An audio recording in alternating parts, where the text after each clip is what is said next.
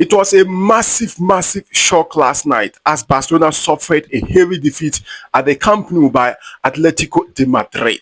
This was not just a tactical prowess, or this was not just a tactical victory, it was a historic anomaly as Simeone finally gotten his first win at the Camp Nou, and he did it ruthlessly by exploiting a 5-minute window that changed everything. Now, I'm going to give you 4 hidden tactical details that fans likely missed during the game. This is a 4 subtle tactics Simeone actually used to conquer FC Barcelona last night.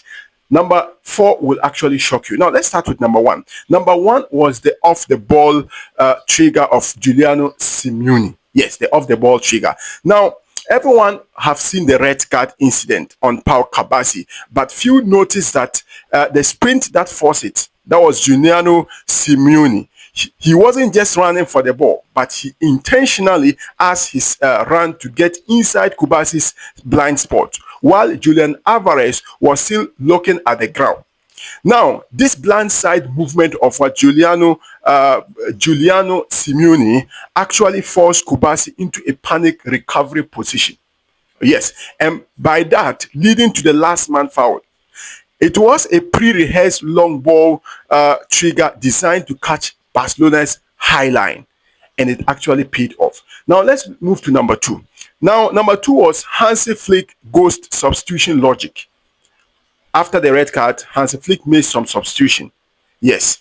Now let's look at it. Now, Flick withdrew Robert Lewandowski and Pedri at halftime. While fans might have seen this as giving up, it was actually a high-risk gamble on Marcus Rashford's pace. We know Marcus Rashford has some kind of pace, so he was actually left there to use his pace. And why did he leave him there to use his pace? Fans might have missed that how isolated Rashford was by design. Hansi Flick left him as a lone Iceland to pin back both athletic centre backs, which is why Barcelona actually looked dangerous and dominated possession even with 10 men. Now, when you look at Rashford's pace, he is a guy with that kind of pace. So he was left there so that he will pin back Atletico Madrid centre back from what? Moving out.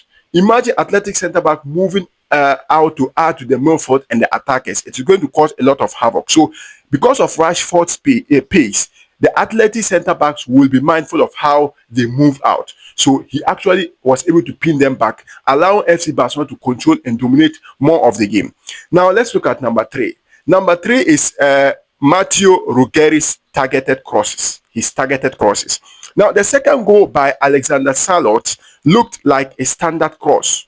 But no, pay attention to where Matteo Ruggeri was aiming all the night. He wasn't crossing to the big man in the air. He was actually specifically hitting low, driven balls into the corridor of what? Uncertainty.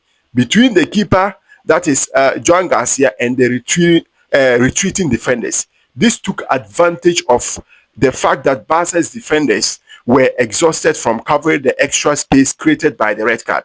So you could see that he was not crossing on air for what? Sørloth. Alexander Sørloth is some kind of good on air, but this particular time, Matteo Ruggeri was actually crossing the ball low because he knew that the centre backs of Barcelona were tired due to the extra space that was left by the red card, and that actually paid off.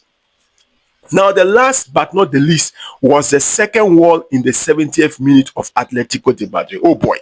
After Salah scored to make it 2-0, Atletico didn't just park the bus.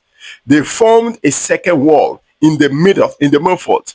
Fans might have missed out Griezmann's and Alvarez stop pressing entirely and sat 5 yards in front of their own midfielders. This created a 10-man block within a 20 yards radius, making it mathematically impossible for Lamine Yamal or Ferran Torres to find a passing lane into the box. You notice that towards the 70th minute, Atletico Madrid's centre forward stopped pressing. Juliano Alvarez and then Griezmann, they all stopped pressing. But instead, they dropped deeper 5 yards into the midfield and sit behind the midfield. This kind of created a 10-man block. making it difficult for FC Barcelona to find passing lane through the opposition box.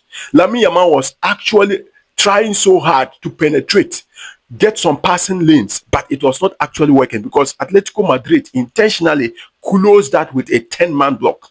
And that is from that tactical genius from what? Simeone, to prevent FC Barcelona from getting a single goal in that match.